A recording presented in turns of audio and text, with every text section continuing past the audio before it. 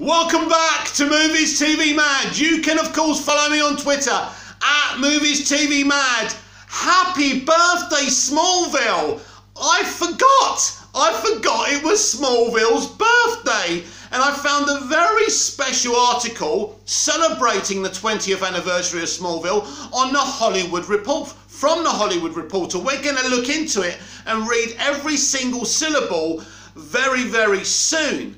And you know, I woke up this morning so excited for fandom, but just imagine, it's Smallville's birthday on a celebratory day for DC. Isn't that amazing?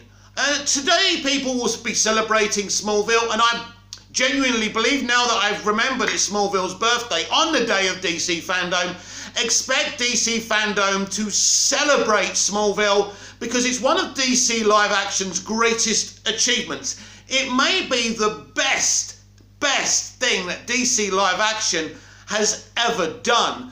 But today I want to talk about our Miles, especially Alfred Gough and Miles Millar, who created Smallville. You know, this was supposed to be a Batman show at first, and they came up with such a brilliant concept.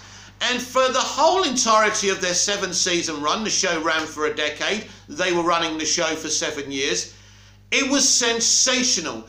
This show could have just been stuck in young Clark's teenage years, but they really created something, and they really took us on a journey. This was truly a pre-Superman story, but they really wanted to take us through the motivations of these characters. Let's just read this article.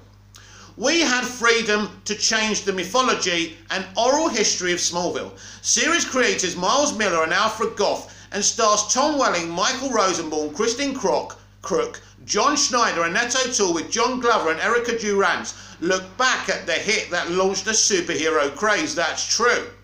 Anyone approaching that similar story today would not be allowed the freedom that we had. This is true, and this is thanks to the WB network before it became the CW.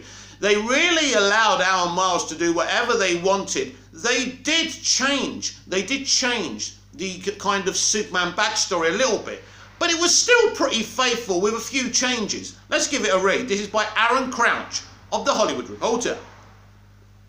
Smallville debuted on the WB on October 16, 2001, just 4 weeks after the September 11th terror attacks shook the foundations of the United States. Audiences tuned in to see a hopeful vision of America, with the pilot telling the story of an alien growing up in Kansas, facing the challenges of the teenage years while feeling different. The show was as much about parenting as it was about superheroes. Smallville, from creators Miles Millar and Alfred Gough, starred Tom Welling, a young actor with the good looks and Midwestern decency needed to embody a young Clark Kent. Smallville ran for 10 seasons and 217 episodes, becoming a favourite among members of the military fighting overseas in the wake of 9/11 and helping pave the way for the superhero-saturated era we live in today. Did you hear that? It's not the MCU that started this, it was DC, with one of the best efforts of DC live action in the history of these DC universes and DC characters. Despite its success, creators Millar and Gough faced an uphill battle to get the show off the ground. Few in Hollywood were interested, and Welling didn't even want to audition for the role at first. After all, this was years before superheroes became the biggest commodity in Hollywood. But the duo's heartfelt pilot script won over its actors, and the authentic performances of its cast won over its viewers. I couldn't agree more. Oh, I do love pop-ups, thanks for that. Here the key players look back, with those sharing memories, including Welling and the creators, as well as Michael Rosenbaum, Christine Crook, John Schneider, Annette O'Toole, John Glover and Erica Durants. They couldn't wait to give Superboy away. In August 2000, Warner Brothers television president Peter Roth approaches Miles Millar and Alfred Gough about developing a show about a young Clark Kent. Alfred Gough co-created the last iteration of Superman was Lois and Clark, and the last iteration of Batman was Batman and Robin. This was a nadir for superhero projects. The one glimpse of the future that was out that summer was the first X-Men movie. Miles Miller co-created the idea of doing a superhero show at that point. No one was interested. Warner Brothers, the feature side, couldn't wait to give Superboy away. Goff, when we signed on, the press was very dismissive of the idea of doing it. Miller, no network wanted to hear it. The WB didn't want to hear it. The only network we thought was interested was Fox. When we ended up going to the WB, it was sort of a surprise to us. I think it was a surprise to them as well because they liked the pitch and were surprised they did. Goff, there weren't any comics on Clark Kent's teen years. It was a blank slate. Jeanette Kahn, who was the publisher of DC Comics at the time, said Clark is who he is because of his parents. If he had landed in a different cornfield and been raised by different people, he would have been a different person. That was something that really struck us. This is interesting because Smallville actually covered this in an episode, in a season 10 episode, where an alternate universe Clark was raised by Lionel Luthor and became Ultraman. And I love that episode, and that's very interesting that they say this. Now, all this stuff they're saying isn't news to me. Let me be clear to you about how I feel about Smallville. I know everything about Smallville. I held this show on my shoulders for a decade. This show got me up in the morning. This show kept me from ending my life. This show was so important to me. It was so pure and faithful. It had a love for the character and the world, but it did something fresh as well. Very rare. Miller, we had the freedom to change the mythology to really make it our own. With Lex losing his hair in the meteor shower, even the meteor shower itself, which was a new development. Genius, by the way. Anyone approaching that similar story today would not be allowed the freedom that we had, because at that point, no one cared. That's true. It's sad, but true. Goff, we had a long time to cast the show. The WB bought the show in the fall of 2000 and we wrote scenes and then started auditioning people. Tom Welling, Clark Kent. I was auditioning a lot during that period of pilot season, going out 3 or 4 times a day, just trying to figure out what the hell I was doing. This show Smallville came along and they weren't releasing the script, they just wanted me to audition. My manager at that time says that either means they don't have a script or it's not very good. We turned it down. Oh dear, little did you know, Mr. Welling, an agent. Miller, Tom's headshot was in the office and he refused to come in. Finally, director David Nutter begged to see him. David Nutter has directed many DC pilots, including Arrow, but he also used to direct a lot on the X-Files. Because when the first season of Smallville had a lot of X-Files tones to it, and Mark Snow originally did the music for X-Files, also did Smallville for the first 4 or 5 seasons. Welling, he said I could come in and read the script if I signed an NDA. I realised the show was not about Superman, it was about a kid in high school growing up and trying to figure out who he is. That's a very human journey. I called a meeting with the producers and writers because I wanted to ask questions. Somehow I accepted. I was terrified I was going to walk into a show where I'm running around in tights. I walked into this room, there are 15 people sitting in a semicircle. It was like a councillors meeting or something. I sat down with this list of questions. Who are the villains? What do they look like? Goff. The fact that Tom is actually from Michigan, there is a certain Midwesterness to him. That was great. He looks like what you think Superman will look like. He was ridiculously good looking guy. Welling, the next thing I know, I come in for a screen test with Christine. Christine had already been cast, so I walk into the waiting room and it was me and Jensen Ackles, who I'd seen on TV before but didn't know. I was like, this guy is a real actor. I'll never get it. Christine Krug.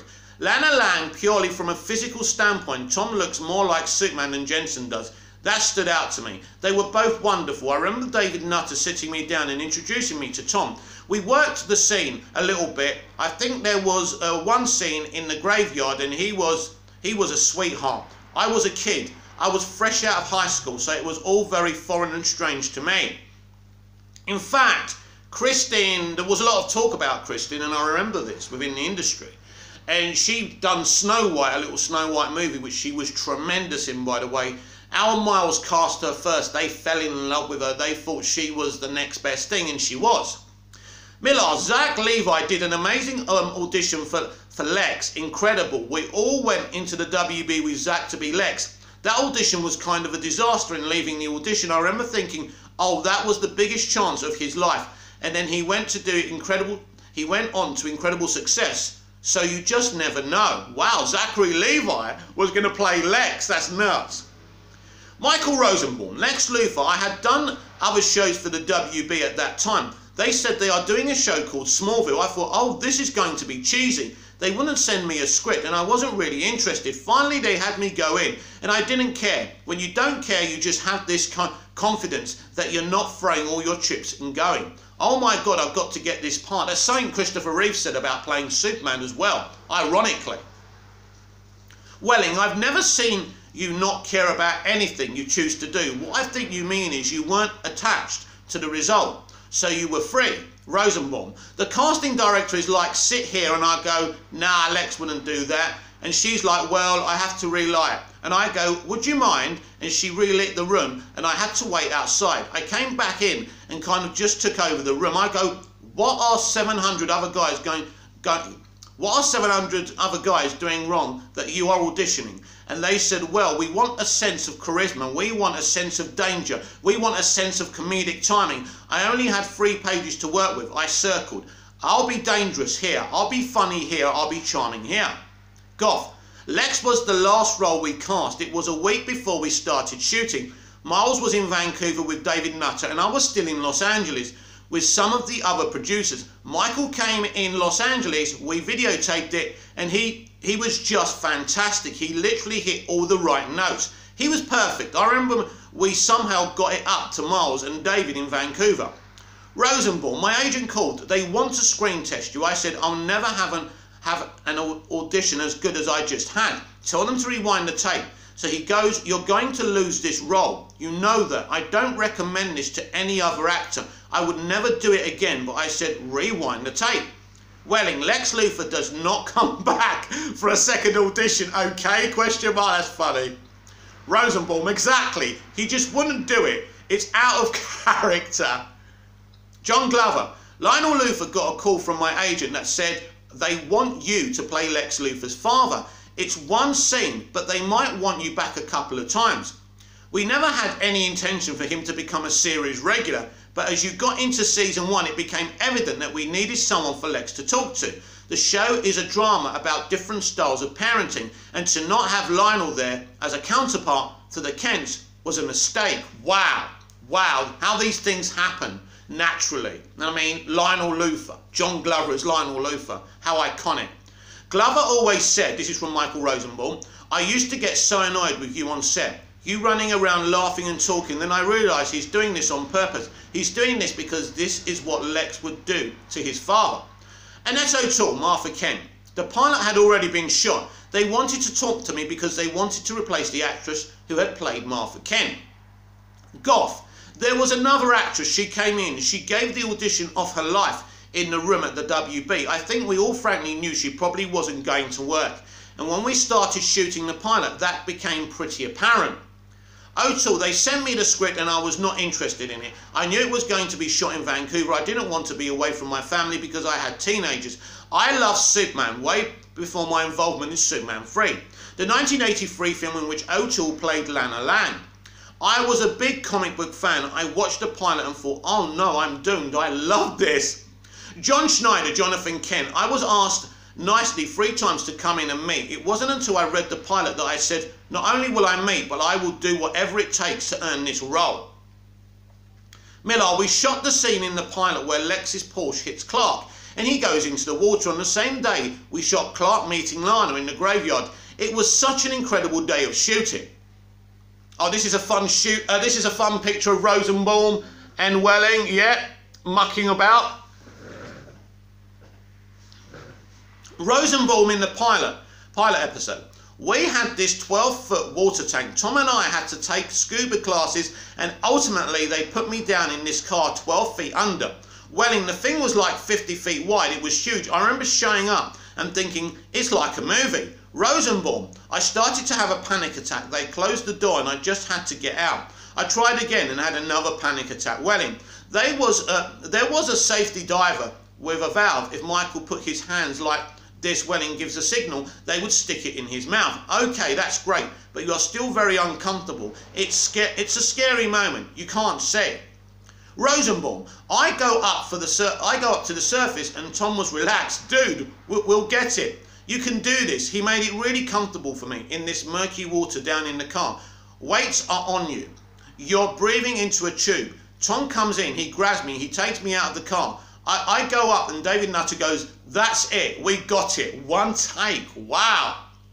Welling, I remember trying to figure out super speed. They were like, we don't know, let's figure it out. We did a couple of things. At one point, it was on the back of a full pickup truck that in the back had a treadmill that I was running on. Obviously, that was dangerous. That was how we did it at the beginning. Then heat vision, x-ray vision, we were fighting it out as we went.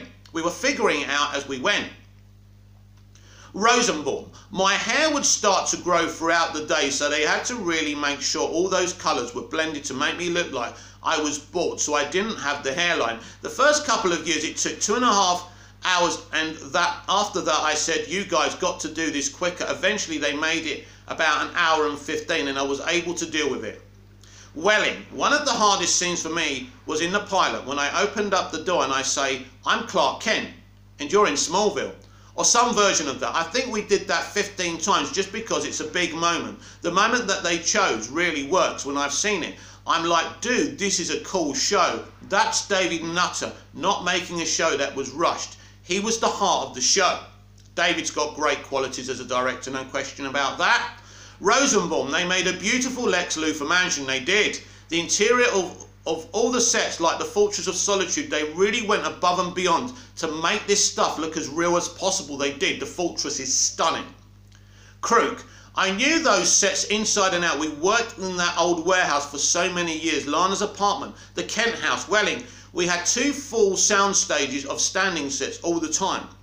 Rosenbaum, the first couple of seasons we didn't have all that, so we were on exteriors a lot, and they realised we're killing the actors here, we're killing the crew, and they started building sets so we could be in-house more. Welling, we demanded directors come in and give notes on performance. In 99.9% of all television shows, they do not direct performance because there is no time. They don't want to insult anybody. We got rid of directors that wouldn't direct us. I needed it because I was there all the time and I needed help to keep focused. Wow, isn't that brilliant? This is how into it these guys were. Our Miles really chose all their people so well. Rosenbaum, I helped you. Welling, you helped me. John Schneider, everybody helped me because I needed it. We had a couple of guest stars, they would be directed, and you could see them thinking, I'm sorry, what? I was like, dude, this is what we do here. And they ended up liking it in the end. Wow, brilliant.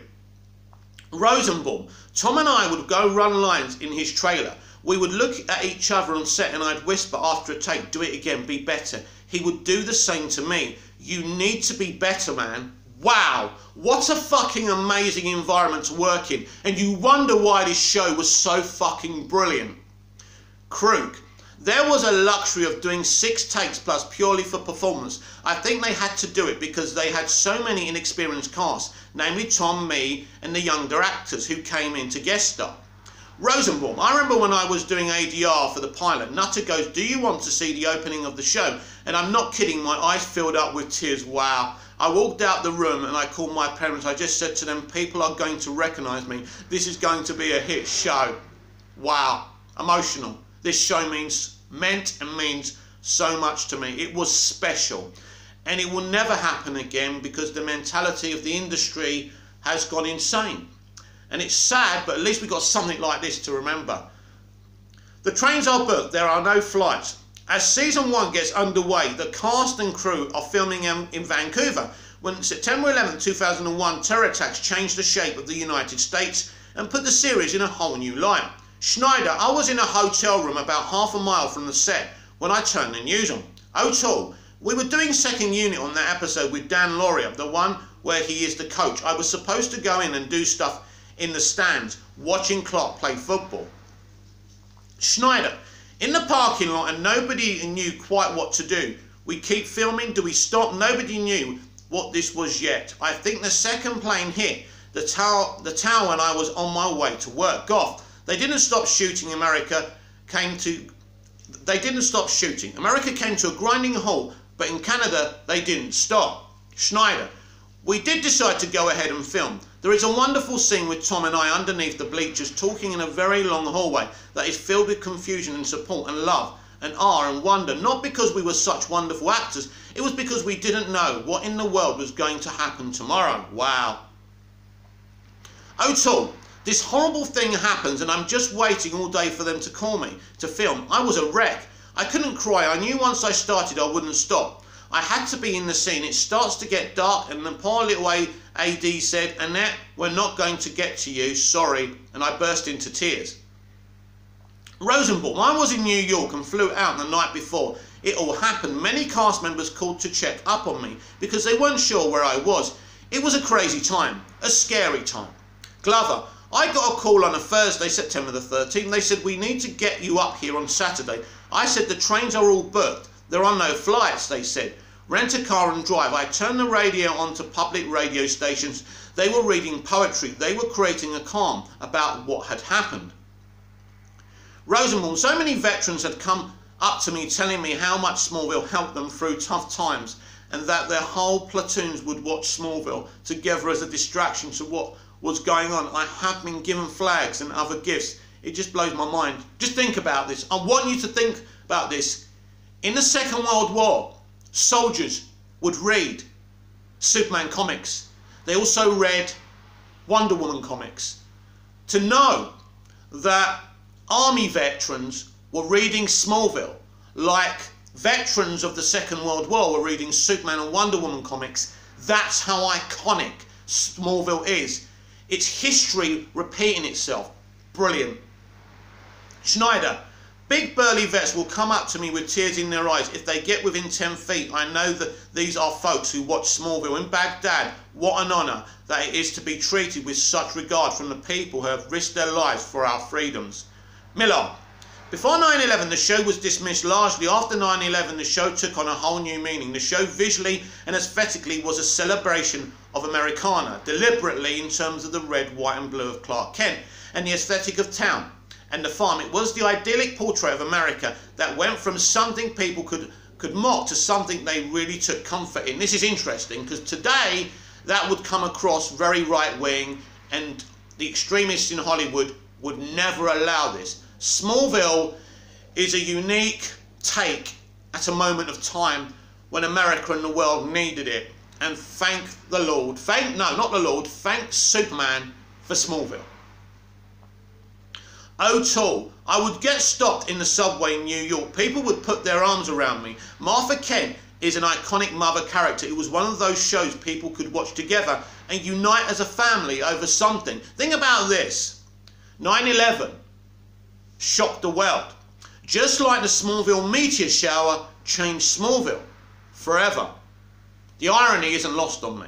Welling, Clark threw a party and he got busted. His mum sits him down and she says she's not mad at him. She's disappointed in him. This is a scene where you could sort of say, hey, let's get this over with. The next thing I know, she was talking to me and she put her hands on my shoulder and I'm about to apologise. And all of a sudden I start crying. I looked at her because I found myself confused. And she with her eyes was like, go with it. It turned into a scene where Clark cries because he disappointed his mother. That was nowhere on the page. I'm very proud of that scene because it caught me by surprise. Without that love and support of someone like Annette, that emotion probably wouldn't have revealed itself. It's amazing. It's an amazing show. This is such a great piece. Schneider, I had a line of dialogue in the pilot that said, I want you to make sure you know where the money came from that bought that truck. It is a great piece of writing. Al Miles led you into kind of a cliche scene that ended with a wonderful piece of parenting. I didn't tell him no. I didn't forbid him from taking the truck. He saved Lex's life and he wound up with a new truck. I hung the keys on the wall. I put them there so he could see them and really make up his own mind. That line of dialogue was wonderful. It showed a completely unique and wonderful way of parenting. It did. Brilliant. And this is how Superman would become Superman. This is why Superman is such a good person. This comes from the comics. He is that way because of his parents. And Smallville took that as read and did an amazing job of it. And this scene is truly wonderful. Goff, We were in the middle of the first season and we got a call that Sony wanted to meet us about something. We were like, we don't have time. They were like, you really need to go meet with them. We drove from Warner Brothers in Burbank down to Culver City. Matt Tomach was the executive. We're in his office, and at a certain point he said, I want to take you over to the Spider-Man set. They were doing some reshoots on the first one. It was the scene where Green Goblin had that thing through him. He was dying and talking to Peter. At the end of the movie, we met Sam Raimi and Laura Ziskin and Tobey Maguire. They loved Smallville. Wow. They had seen the pilot. The show had just premiered. They wanted us to write the Spider-Man sequel last. We were like, holy shit. You can't say no to that job. And yes, our Miles actually wrote one of the screenplays for that movie. I think they used a few things, but they didn't use everything, regrettably. But that is how much respect Smallville and our Miles had then. I think they could do this again with something else. They were amazing. They took Superman and they breathed life into him. We talk about people saying he's not relatable. Our Miles made Superman relatable. And I mean, has anyone done that since in live action? I don't know. Not to this level. Not to this level. Erica Durants. Lois Lane joining in season 4. I was a background agent, so I was booking Christine and Tom's photos doubles a lot. At the same time, I was part-time acting. I got a call to go in and read for Smallville. At that point, I was ready to quit the business. My husband and my manager were just like, go in on Friday, they told me. I got it. And then on Saturday, I was doing all these tests and final stuff. I didn't know. I still had to meet Tom. And if he hated me, I wouldn't get the job. I just thought, okay, I was very green, very naive. This is amazing. He wants to get to say hi. Apparently, I passed because I was working on a Monday, and the rest is history. I'm really glad they chose you. When it comes time to have Clark learn more about his Kryptonian heritage, the team enlists Superman legend Christopher Reeve to play Dr. Virgil Swan for the season 2 episode Rosetta. This is emotional. Goff, we got on the phone and talked. There was a lot of the Richard Donner ethos in the show, which he appreciated. He got on board. He couldn't travel to Vancouver, so Tom and Greg Beeman, who was our producer-director, went to New York, and John Wells let us use a set in Third Watch. Welling, Beeman said, hey, so next week you and I on Thursday are going to fly out to New York, and we are going to spend the night. The next day we are going to do a couple of scenes in New York with Chris Reeve. Goff, Reeve's people said it will be half a day. That's how much you get. So we staged it very simply. Chris came in and saw the staging and goes, I don't have a lot going on right here. We could do something more. We said, well, Chris, we only have you for this amount of time. He said, you have me as long as you want. I'm here. I'm doing this. Wow. Wow. What a man. He could barely breathe. He could barely talk. But when it came to Superman, when it came to this, he was up for it. This is what Chris was. This is why we love him as Superman. And that's how some of you don't understand the affinity and love, because actors today don't see it like this. He really believed in the myth. He really believed in the legend. And our Miles could have just had him whirling past in a cameo, but they gave him an original character that tells Clark where he's from. They passed the torch from Christopher Reeve to Tom Welling. That was never done before. Sensational. Welling, I'm really tearing up here, I apologise. Welling, I was like a kid in a candy store. Meeting him was really great. He was only supposed to be there for a couple of hours. He ended up staying for like 6 or 8 hours until his nurses were like, we're going to unplug the lights, you guys. He's got to go. Goff, he shot an 9-hour day. The fee he got for the guest star role went to his foundation as a donation. And then he wanted this PSA with Tom, so we did that. And he was amazing. We were able to use the Superman theme, which was also great. That was a very big moment for the show. This show reinvigorated my love for Superman. I grew up loving him because of Christopher Reeve and those movies, but the light had been fading out. And then Smallville relit it. And I was obsessed, and I was obsessed not only with Superman and DC, and Smallville was teaching me about DC, about all their other characters, and it was sensational. Special people, a special show. Welling, if you watch the episode, he's so commanding given his situation. He can't move, yet he's so compelling. All that added to Clark's emotion about what was happening. I remember in the end, he says to me, I'm really glad they chose you to be the next Superman. I was like, well, they didn't. That's when Brandon Routh had gotten the role in 2006, the film Superman Returns, and he said, well, they should have. I get chills thinking about that. It was so cool to feel like he had put the sword on my shoulders and knighted me somehow. It was so very special. It's incredible. It's incredible. It's to have Christopher Reeve say that to you as a young man, saying you should be playing as Superman. Wow. And Tom should have played Superman in Superman Returns, and Alan Miles should have wrote that film, and maybe even Greg Beeman should have directed it. Maybe it should have just been a continuation of the show.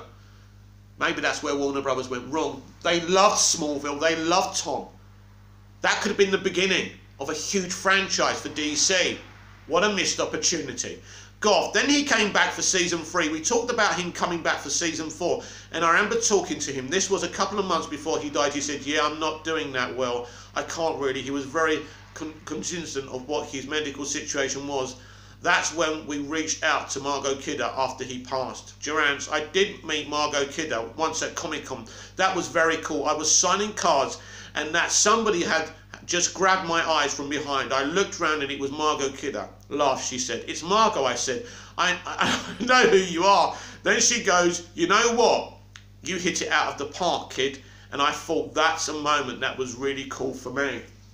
It's great to have these former iconic Superman actors being so supportive to the new generation. Again, something that doesn't happen today.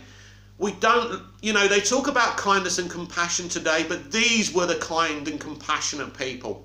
Krug, we worked with people for years and years. The friends that I've collected, and there are only a few of them from Smallville, are people I work with, makeup artists, camera operators. Those are people who we saw every day.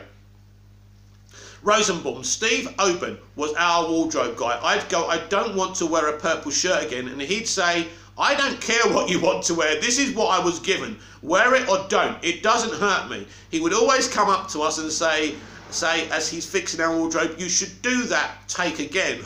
Or he'd say, I don't know why we're going again. That was perfect, out loud. Directors would hear him. He was just a personality. He was fun. Miller, in certain sequences, this used to stuff socks in certain sequences, he used to stuff socks into certain people's underwear to give them bigger bulges. Goth, that's the great thing about a TV set. For any set, you've got to create a family. Rosenbaum, the one thing everyone has me quote when I go to convention is, I am the villain of the story. I always loved that line, a glimpse of Lex's evil. He says it to Mrs. Kent. I got to really explode and show another side of me. It was nice being good, Lex, but there was a time I would want just a taste of that evil, didn't we all?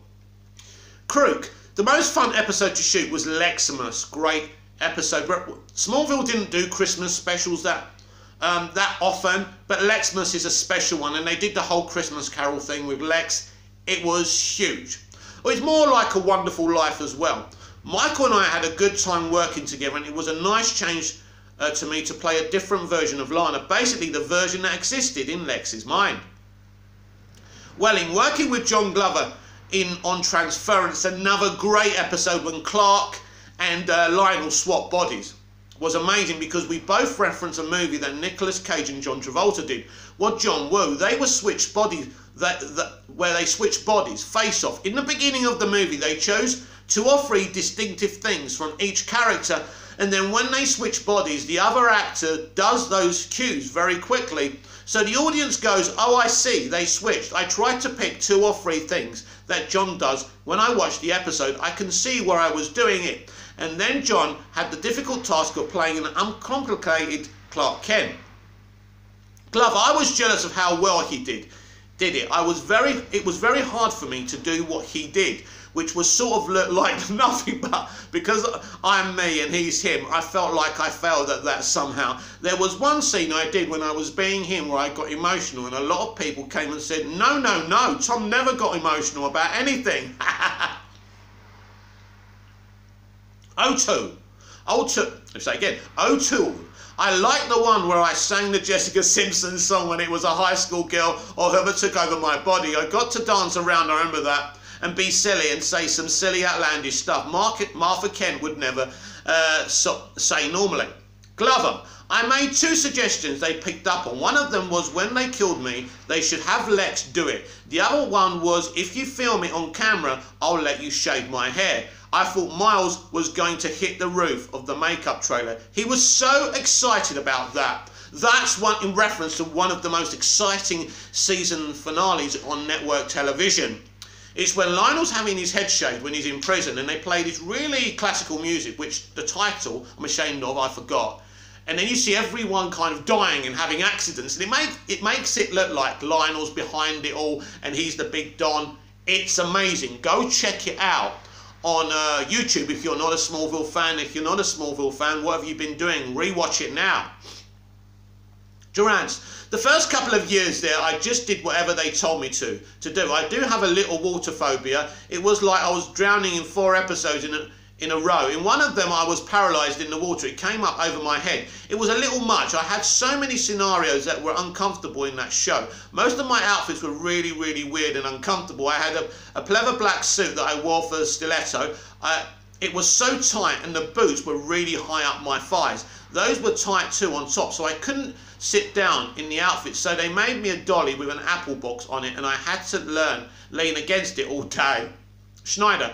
When it came time for me to die in the script, they found me in the driveway already dead. I said, I've read the red badge of courage. I know the importance of somehow dying with their boots on. For a little while that night, I was a fairly unpopular guy. Glover, Jonathan and I had that fight, and Schneider was so generous to me, teaching me how to do it all, and then the fight gave him a heart attack. Schneider, all the writing staff did an amazing job, but when you're on a set, you are shooting a schedule. That was my last moment, and I did one of those terrible actor things where I refused to do what I was told. I'm so glad that I did, and I think they are too, because people tell me when I looked at Martha and I looked at Clark, they could see the power of love and passing of the baton. A massive moment in Smallville history. Jonathan's death changed everything, because Jonathan Kent, there's been Jonathan Kents in live action Superman in the past, they've been there, they've been gone. This guy, Schneider, absolutely fucking believed in the character he was playing, being a father figure, moulding Clark morally.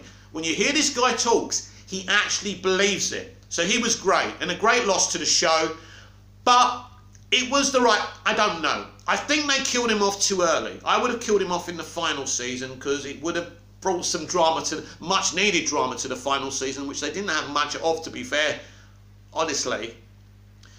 They wanted to keep going indefinitely. As the hit show Eyes of Season 8 for 2009, a number of key players exit the show.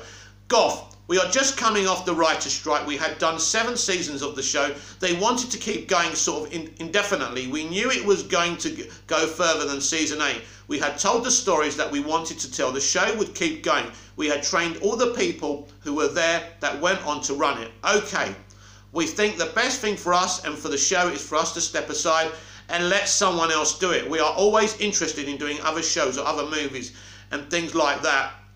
Al Miles leaving, we needed you, Al Miles, we needed you. The show was still good, okay, but it wasn't the show that you created. And I believe it was a mistake that you left, and you should have done a deal to be able to finish off your story and your show in the right way, because elements of it didn't finish it off properly. And so, although you wanted to go and do other things, and that's absolutely your right, you should have stuck around for another year, done an epic Season 8, and everyone should have agreed to call it a day in the right way, and that's my opinion. I was ready to move on. It started being my life at 18 years old, and it was until my mid-20s. I think I was 25, 26 when the show ended. It had been my entire young adult life. I didn't know what the stories for Lana would be in the future. I didn't want to live in a love triangle forever. I hate playing love triangles. I just wanted to explore other aspects of my life. Rosenbaum. When I left the show, people at first were like, oh, he's just left the show. I didn't leave the show. I had a 6-year contract, and I ended up doing 7 years. So I felt like I had done enough, and the character had done enough. Welling. I have intimate knowledge to why he chose not to come back. I had to navigate as executive producer and director and lead actor on the show how we keep Lex alive and his spirit alive. Goff, it was in the hands of people who were very competent and caretakers who could see it past our tenure. Rosenbaum, my makeup artist and I have spent more time together than I have with my family. The people on that set knew me better than I knew me. This was a tight family. When it ended, it was very emotional. When I was in my last scene, I didn't think I was going to get emotional. I walked in the makeup trailer and I gave my makeup artist, Natalie Costco, a hug. I just bawled. She cried. It was the end of an era. It was a big part of your life, and it was a big part of our lives as well, Michael. Thank you. He screws up his first line after 10 seasons. The Smallville finale is set for May 2011 and welcomes back old friends. Welling, I was so excited for Rosenbaum to come back, wasn't we all?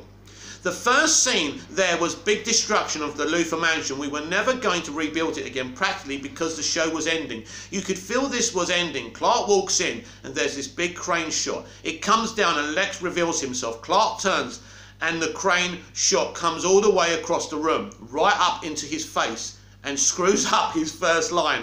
Rosenbaum, it got to my close-up and I go, line. Welling, what makes it even better is Rosenbaum never not knew his lines. He would want to run lines with me 3 days before the scene and I'm like, dude, I'm trying to get through the day right now. So he never messed up. It was such a big moment. Schneider, Tom was so great. We never really talked about acting. I would tell him, listen and react, which sounds very simple if you're not an actor. No, but it's the best advice for an actor. But actors will work in a hotel room before they go to work that day and they'll get all their facial expressions just right. I call it getting acting on your shirt. Occasionally I would brush the front of Tom's plaid shirt. The first time I did it, he said, what is that? I said, you got acting all over your shirt. Let's do that again in season 10 when I came back. Sorry, say that again. Let's do that again.